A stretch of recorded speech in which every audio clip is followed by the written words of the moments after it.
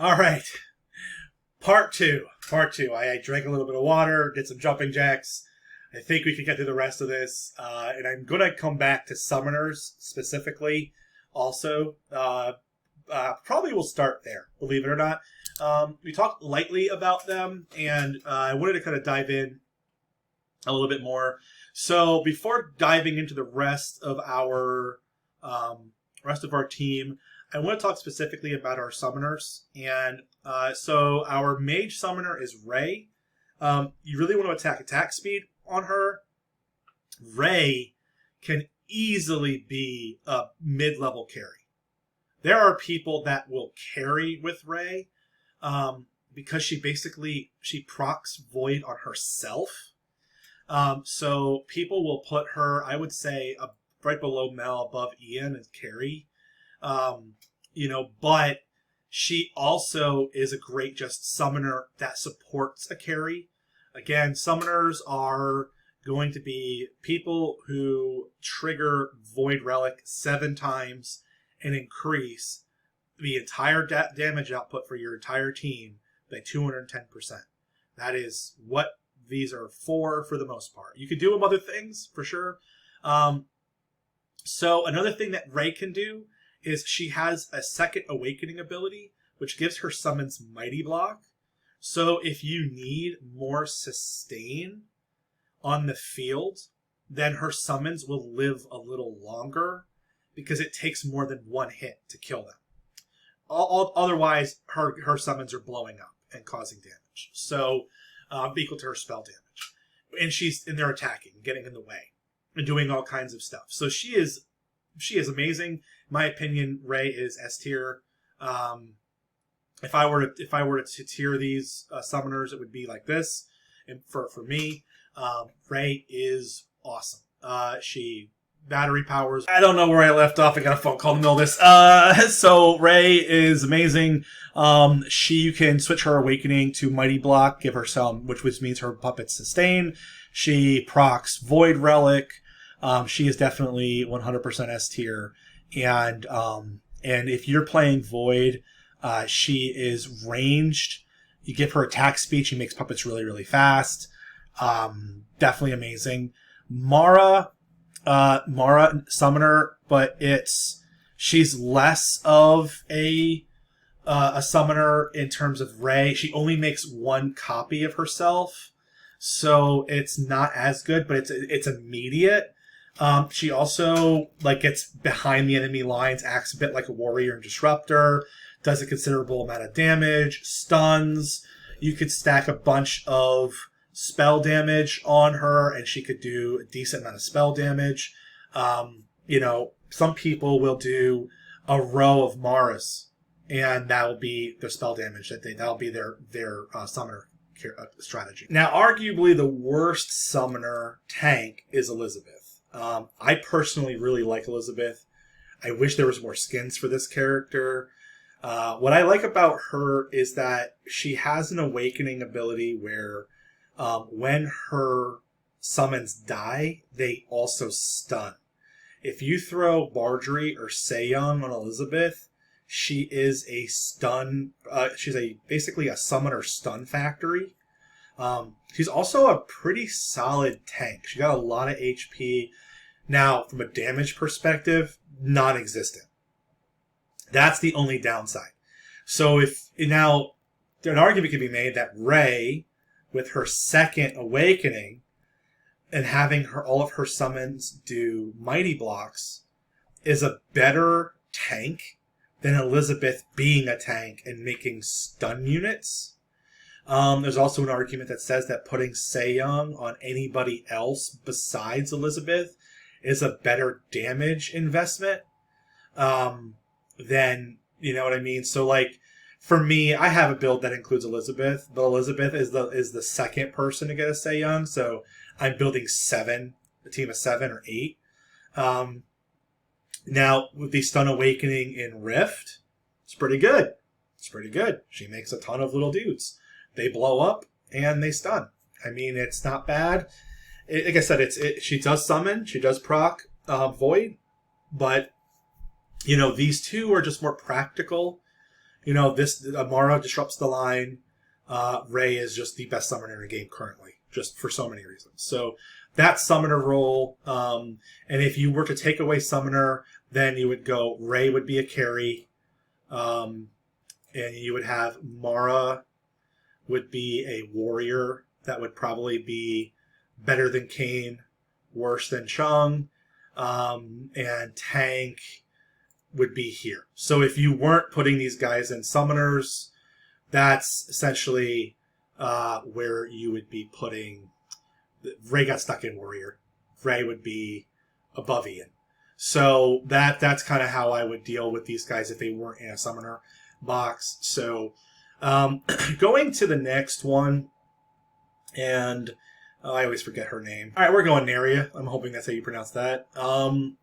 She is a range DPS, probably around here. In my opinion, she's like an upgraded version of I think it's Armorous.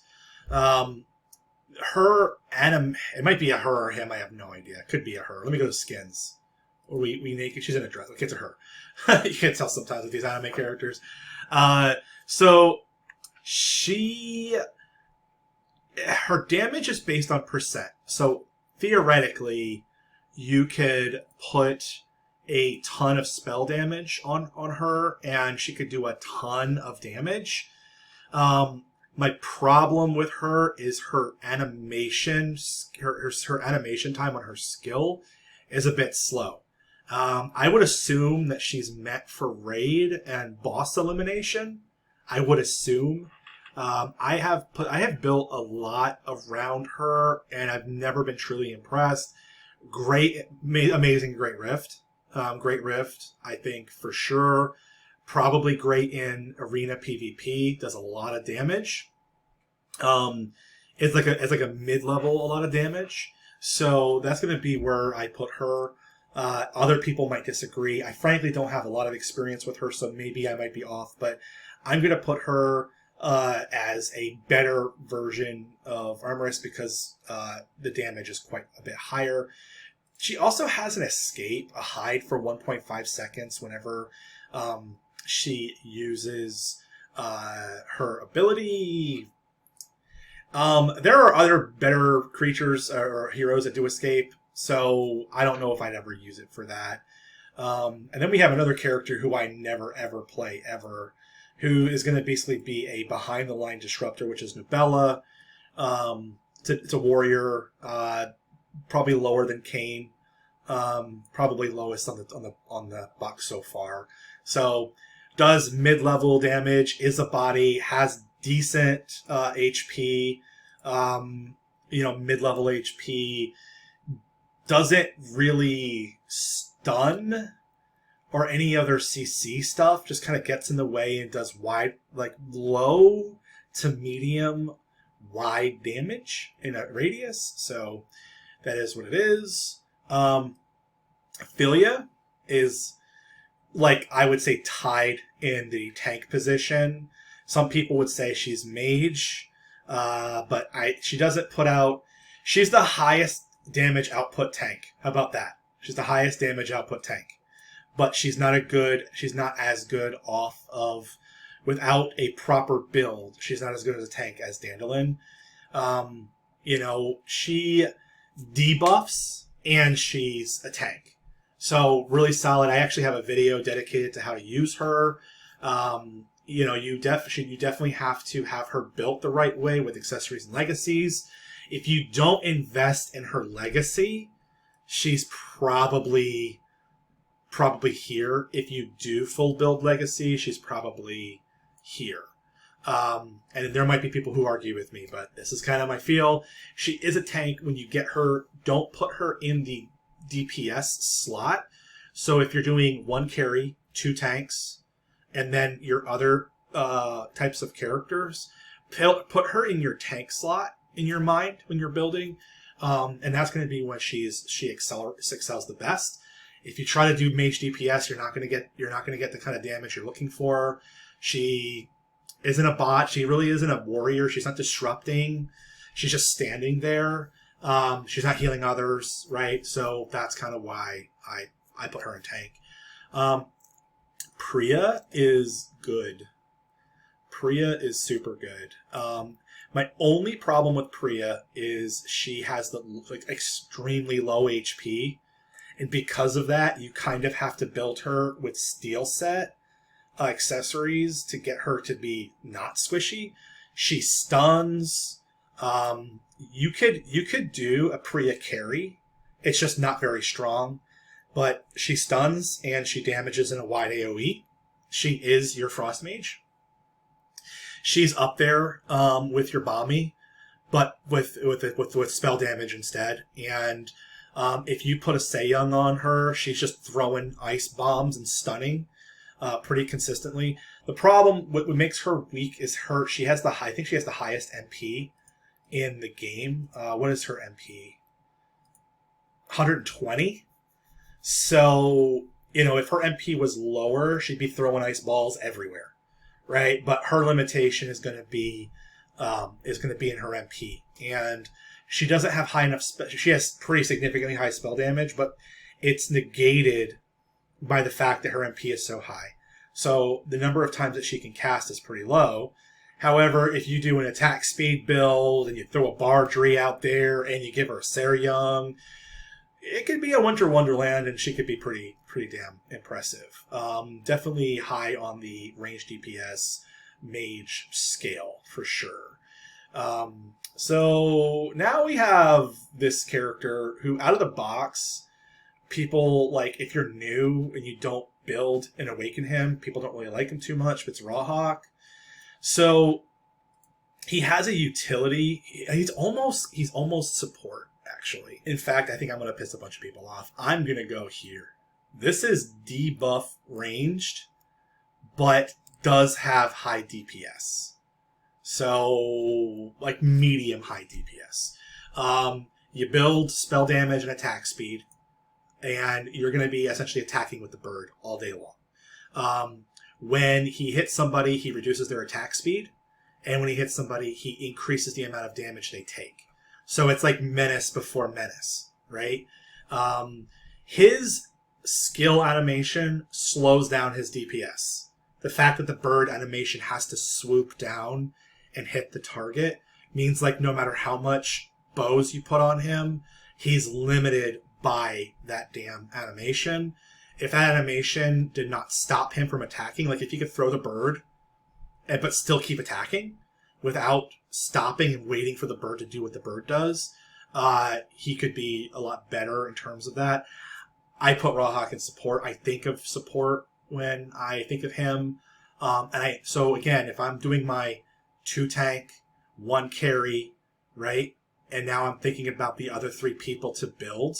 I'm not thinking Rawhawk as DPS as I would, in other instances, right? So it's just not as high as the other types of DPS. Now, there's some crap DPS here that he would beat out, but this crap DPS, these guys don't also debuff or do anything else. So that's why I put him in support. I think of him as support, and please be nice to me. Don't flame me.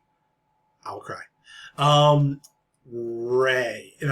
Ren. Okay? Ren can technically carry.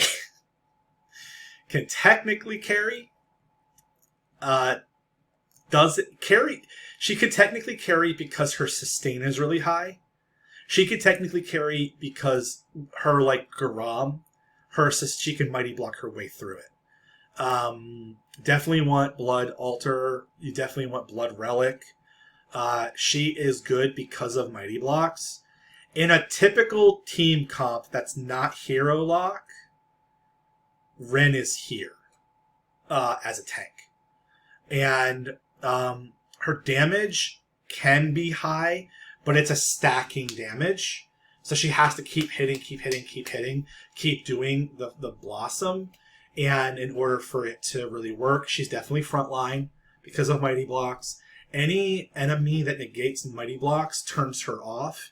Any enemy that stuns her, if it's not blocked by Mighty Block, turns her off. You definitely want attack speed with her. You could throw Ren and Great Rift as your carry and just, it's hysterical. It does really work. But if you're doing a team comp and where Ren isn't the carry, Ren's a tank. And could be wrong. Like I said, please be nice to me. I see her as a less of a good tank than Ophelia. I mean, she does enough disrupting that she could also be classified as warrior. But what makes her tanky is the fact that she's doing mighty blocks, and she can take a lot of damage because she's generating mighty blocks regularly. And those mighty blocks like CCs and stuff too. So, it's again, you have these heroes that are very versatile. But if you're doing a build and you're thinking about what are they best used for, it's gonna be one of these 3 columns. For me, I personally think of her as a tank. Don't hate me. That's no matter, like, when it comes right down to it, that's what she's doing. She's not doing high enough damage.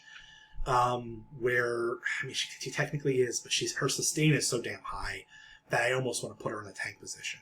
So I guess I have to ask myself, what does the hero do best? And what Ren does the best is sustain. And for that purpose, tank. Okay? Alright? The 5 people who are going to watch this, let's see how many disagree with me on that. Rosetta is just a mid-tier warrior with some debuff. Maybe better than Kayn. Definitely not as good as these 2. There are people that really love building around Rosetta. It's a single damage. She's a single damage person, which means she kind of gets eliminated from carry. Her HP doesn't get as high. And because she's not doing like group-wide damage, and she's unable to heal as fast as some of these other guys can, and she has more utility than a primary tank, so I throw her in the warrior bucket. Saris is the best ranged DPS mage in the game right now. Saris could also very easily be a carry. Just extremely good. I'm not going to put Saris in carry, even though Saris can be a carry. It's an attack-focused DPS with the hallucinations. You give him pushback with like mace, and now you have like a utility-based range DPS. The damage is out of control. Not as good as release, but extremely good. If you did a hero lock, it would definitely be a carry. It's just like in my mind, if I'm going carry, right? If I did hero lock Saris, I don't see hero lock Saris getting there and surviving on his own. So that's kind of where I put him here. You certainly can carry with him, but most successful position and where he's meant to be is going to be right here. And I will take on the arguments, and please send me videos of you carrying with Saris and prove to me that that's going to be your carry. Now, he could be a carry in your team comp. You know what? We're going to go here. We're going to go... Oh, Jesus. These guys are like tied for different purposes, right? We're going to go carry here. But if it's not a carry, he's top range DPS currently, okay? Shelda is a tank. She does tanky things. She has really great skins. Probably some of the best skins in the game. I would say probably better than Joel. With the Magic Armor Legacy, Magic Armor gives buffs based on getting protection. So it's kind of cool, actually. It increases spell damage, I believe, or something crazy like that. No, it adds 300 defense. So Shelda with a maxed out Magic Armor Legacy makes her like almost impenetrable, and you put a Belina on her, and oh my god. So super good. Tayson is a warrior, and he's a tank, but I think he's a warrior first. He does some disruption. He can do some damage with his skill. If I would put him in tank, if it was he does move around the board. He doesn't just stand there and take meat. He doesn't have a lot of mobility, but I would put him in warrior for sure. This guy. You either love this guy or you hate this guy, and I forget his damn name because I never play him. Tayback. He draws enemies to him, but he doesn't have enough HP to really do much with it. He is a really weird warrior, body on the field. Mid-tier, he's cool.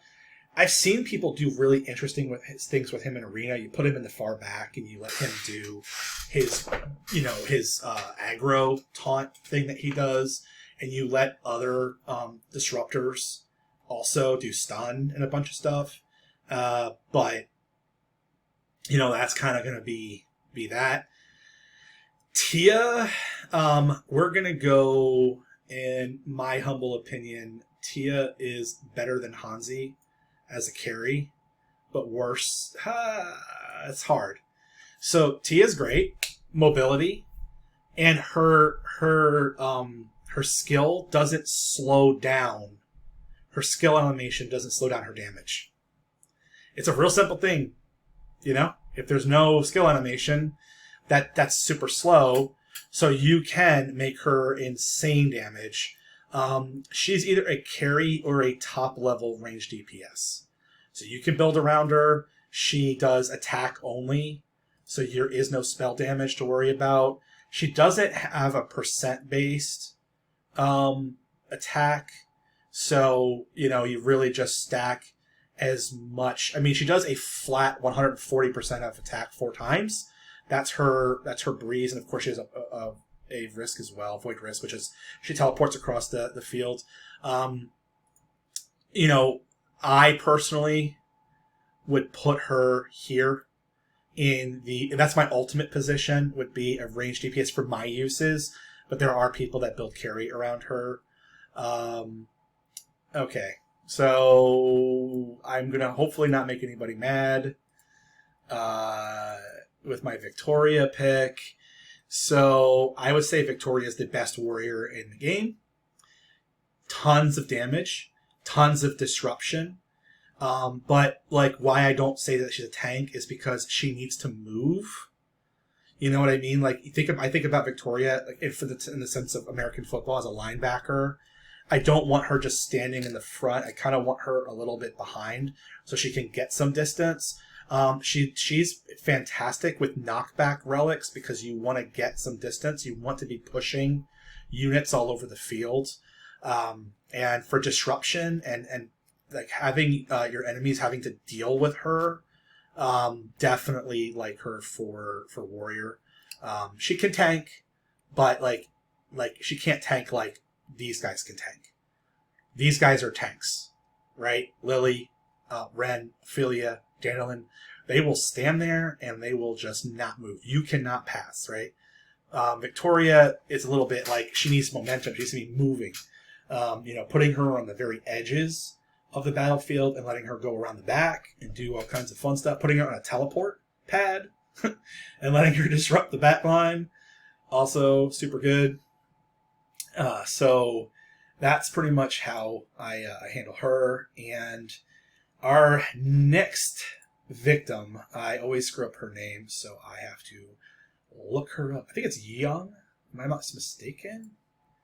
Yeah, Yeon. Okay, so Yeon she's a healer and damager. So she has she's a hybrid for sure, right?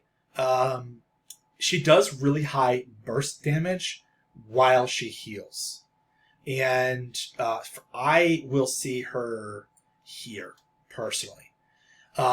Yeah, she does heal, but I see her more as a DPS than I do as a support role. So just enjoy those heals you get. She heals while she's doing damage. If you're looking for a healer to keep your front line alive, it's not dependable because her ability is bouncing all over the place. So with even Alberon, it's dependable. It's an AoE around him. You're gonna be able to really know where those heals are going. Yeon is gonna just be throwing her ability at people, and it's gonna be bouncing all over the place. So less dependable as a healer, but absolutely dependable as a DPS. And what's also cool about her is I believe you can mana battery with her because she has 60 MP, 75 MP. So less. She will fire her ability almost twice as fast as Priya can fire her ability with a mana battery on her. So if you're able to get the damage up high, that burst damage is just good. She has an overflow ability which increases the spell power of her main ability, or Black Flow increases her DPS. So it's all good. I mean, she's a solid DPS ranged unit, and if I'm doing a 6-man team, I would consider her in the DPSers. I would not consider her a healer because it's not, or support, because it's not consistent enough to be support like some of these other guys are doing. My 2 cents. Zhao Bai is a mage. Zhao Bai is a squishy mage. Not a warrior. He will die. Zhao Dai will die a lot. You want 10 mage altar on him. You want a Mannery battery on him, and you want him to be shooting across the screen. You do not want him to be stopping. If he gets stunned, that's the end of the game. If he gets AoE'd, that's the end of the game for him. He is probably the most fun to watch. You just see him go absolutely nuts. He is every anime character, kick-ass anime character combined. But he is a mage, and unfortunately, I'd probably put him under Bami, and maybe even under Yon, because once he's dead, he's dead. I mean, he has to hit people in melee range, right? So it's about consistency and dependability. There are people who will do a Zhao Bai carry, but it's only going to get you through the first 10 chapters. And unlike Evan, who is your first 10 chapter hero, Zhao Bai he's late. You get him later, and so it's all right. Well, if you have to make some choices, then Zhao Bai is not your best choice. Now, he does great in arena. You can he's almost like a mid-level, the first 11 rounds of most things, Zhao Bai will clean house. It's really when you go late phase, where your enemies have a lot more sustain, his damage is not higher than their sustain, and that leaves him vulnerable to being killed. Now, what some people do is they put a bajillion lunaires on him, and they just focus on getting his spell damage so high that he's one-shotting the entire battlefield. And listen, if that's what you're going to do, he's a decent carry. But for most practical teams, he's kind of here. And, I love him as a carry. He's fun. He's a fun carry. But in the context of this video, I'm thinking Corruption chapters 11, 12, and 13, and Zhao Bai doesn't do enough damage to make it. And argue with me, please. We only have 3 left, and so Zhao Yun, great rift, attack speed, probably right here. He's a warrior. What makes him good early in the game is that he has that's my squeaky chair, by the way. It's part of the YouTube series, a squeaky chair. So he has range, so you put him behind somebody and you let him stab. The problem with him is no matter how much attack speed you put on him, he just doesn't put out enough damage in comparison to everybody else. He's a single unit, kind of same thing here as Rosetta, but he's better than Rosetta because he has 1 more range, and that's about it. Now, some people, again, this isn't a tier list, this is a use list, so for all the warriors / bodies in the field, he's less useful than Taesung and all of these guys, and he's more useful, in my opinion, than these guys. So I might put Kane here. Let's do that. That's fair to Kane. And I might move this guy here. We're getting there. Zapier, if that is her name, doesn't do enough damage, unfortunately, and her range is I feel like if she had +1 more range, it might be better for her. I'm actually looking for her stat kit right now. Yeah, Zubatir. Sorry, I messed up her name. So she is a low range. She's basically Priya, in terms of damage output. Her range is only 3. Now with the new legacies and with the new accessories, I have yet to try her out with that. She's probably broken. She could probably be amazing now. She in arena, she's probably here, because you could do a lot of damage. Because arena is a little bit different. You're only versing other players, and she's a bit more used there. But for invasion, she's probably here. It's just not enough damage plus range. Right? You have your tanks, you have your warriors, and then she has to survive somehow on her own. So that's where I put her. I used her in Great Rift quite a bit when I get her. I've tried her in Strife. Personally, I see her here in Mage DPS. There are people who use her as carry. God bless. I hope it works out for you. I will attempt to change my own mind on this character, and maybe I'll come back and do another version of this. But for now, I see her as a mid-level, below Zalbai, maybe above Priya. You probably want to go like this. Yeah, that seems a bit better. And, that's kind of where I see her. And, it's just a matter of, can she sustain and stay alive to do the damage? She has to get pretty close to the enemies. She can't really keep herself alive. The damage isn't high enough for it. Plus the utility. It's a combination of those things. I feel like if you gave her mobility, kind of like Tia, it would be a whole different story, where she's bouncing around all over the place and avoiding and shocking, which would make way more sense for a lightning mage to have movement speed and blinks. But that's not what they did. She just stands there and eventually dies because she can't cast. She can't do damage fast enough. So who knows? Maybe there's a rebuild coming for her. We have no idea. But the last one is Belina. Belina is broken. Belina is the best support character in the game. I have done videos with Belina as a carry. Technically possible, but Belina isn't the carry. The tanks are the carry, and Belina is enabling them to be the carry. Not a warrior, and technically is a mage, but Belina is adding protection, and Belina is putting eyeballs on creatures.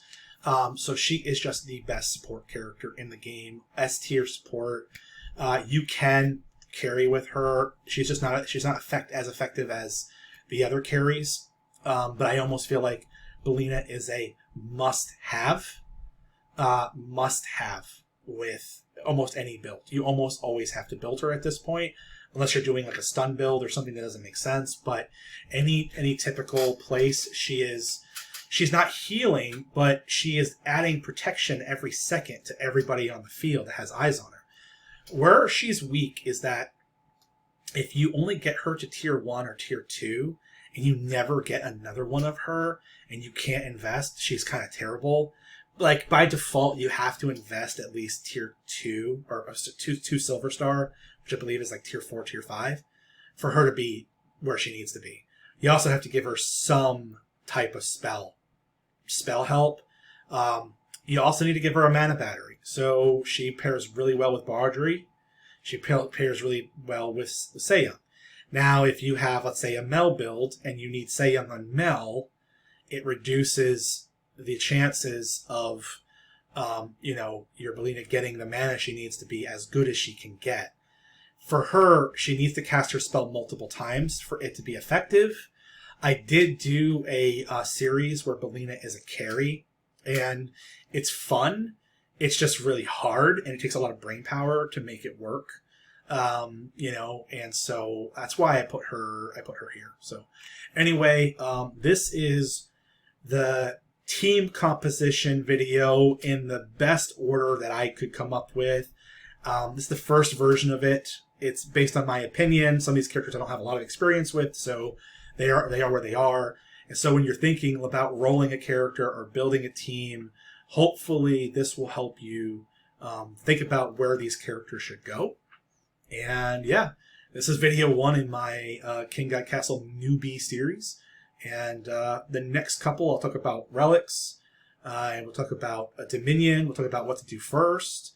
We'll talk about the best way to farm, what matters, what doesn't, and all that good stuff. All right, guys, thanks for watching. Peace out.